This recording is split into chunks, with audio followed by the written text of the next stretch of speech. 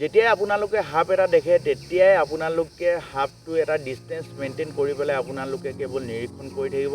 তাক আপোনালোকে হাৰ্ম কৰিবলৈ চেষ্টা নকৰিব খুচি বা ফেনাইল দি পেলাই। আৰু যেতিয়া আপুনি এজন ৰেস্কিউৱাৰ বা এটা ৰেস্কিউৱাৰ টিমক আপোনালোকে যেতিয়া কণ্টেক্ট কৰে আপোনালোকে কেৱল সাপটোক কেৱল নিৰীক্ষণ কৰি থাকিব যাতে সাপটো যেনি তেনি গুচি নাযায় বা গুচি গ'লেও যাতে আপোনালোকে দেখি থাকে সেইটো নিৰীক্ষণ কৰি থাকিব।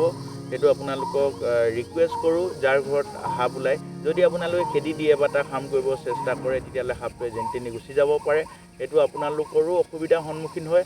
আৰু যেতিয়া এজন ৰেস্কিউৱাৰ যায় বা ৰেস্কিউৱাৰ টিমটো যায় সেই টিমটোৰো বহুত অসুবিধা হয় সাপটো ৰেস্কিউ কৰিবলৈ ক্ষেত্ৰত। এই ক্ষেত্ৰত আমাৰ যাৰ ঘৰত সাপ ওলায় তেওঁলোকে এই ক্ষেত্ৰত এই গুৰুত্বপূৰ্ণ কথাটো ধ্যান দিয়া উচিত।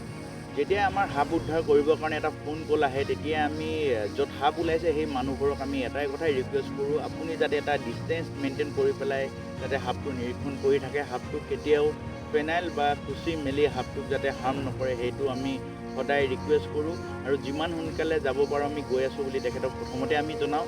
আৰু এটা কথা আমি দিমাগত সদায় ৰাখোঁ যে সেইটো এটা ভেনামাইজ স্নেকে হ'ব পাৰে। তাত গৈ পেলাই যেতিয়া আমি দেখোঁ সেইটো যদি নন ভেনামাইজ স্নেক হয় তেতিয়া আমি সেই স্নেকটো যেনেধৰণে আমি ৰেস্কিউ কৰিব লাগে এটা শুদ্ধ পদ্ধতিৰে এনেকৈ ধৰি পেলাই এটা বেগৰ জৰিয়তে সেইধৰণে আমি ৰেস্কিউ কৰোঁ যাতে সাপটোও দুখ নাপায় আৰু যাতে আমাৰো একো যাতে হাৰ্ম নহয়। আৰু যেতিয়া ভেনামাইজ স্নেক হয় সেই ভেনামাইজ স্নেকটো এটা পদ্ধতি আছে পাইপ লৈ পেলাই আমি সেইধৰণে আমি এটা শুদ্ধ পদ্ধতিত ইউজ কৰোঁ যাতে আমাক যাতে সাপটোৱে যাতে বাইট কৰিব নোৱাৰে আৰু সাপটো যাতে সুন্দৰভাৱে যাতে ৰেস্কিউ কৰা হয় সেইধৰণে আমি উদ্ধাৰ কাৰ্যবিলাক আমি কৰিবলৈ যাওঁ। যেতিয়া আপোনালোকক বাইট কৰে তেতিয়া বাইট কৰিলে আপোনালোকে কেতিয়াও পেনিক হৈ নাযাব। আপোনালোকে কেতিয়াও ভয় নকৰিব।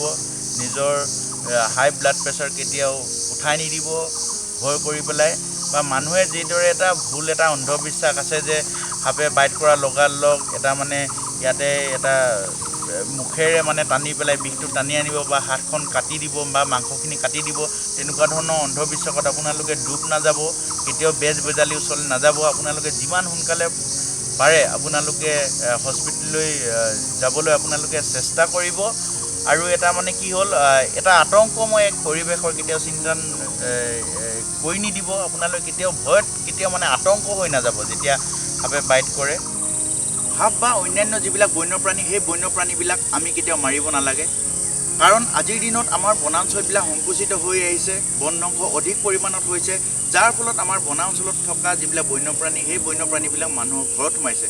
আৰু আজিৰ দিনত আচলতে মানুহে যিদৰে এই পৃথিৱীত এই মাটিত জীৱন ধাৰণ কৰিবলৈ যিদৰে সংঘৰ্ষ কৰি আছে সেইদৰে আমাৰ বন্যপ্ৰাণীবিলাকো এই পৃথিৱীত জীয়াই থাকিবৰ কাৰণে এই মাটিত জীয়াই থাকিবৰ কাৰণে তেওঁলোকেও সংঘৰ্ষ কৰি আছে। সেই গতিকে এই পৃথিৱীত এই মাটিত সকলোৱে জীয়াই থকা অধিকাৰ আছে। কেৱল মানুহৰ নহয় প্ৰত্যেকটা জীৱ জন্তু প্ৰত্যেকটা প্ৰাণীৰ এই পৃথিৱীত জীয়াই থকা অধিকাৰ আছে। আমি সদায় বন্যপ্ৰাণী এই প্ৰকৃতিৰ লগত একত্ৰিত হৈ মিলিজুলি হৈ পেলাই আমি জীয়াই থাকিব লাগিব। তেতিয়াই আমাৰ এই সুন্দৰ পৃথিৱীখন সেউজীয়া হৈ থাকিব। সেইটোৱে আমি ৰিকুৱেষ্ট কৰোঁ সকলোৱে জীয়াই থকা অধিকাৰ আছে এই পৃথিৱীত। আৰু সকলোৱে যাতে বন্যপ্ৰাণী এই প্ৰকৃতিৰ সৈতে বন্ধুত্ব স্থাপন কৰি কাম কৰি যায় সেইটো আমি ৰিকুৱেষ্ট কৰোঁ।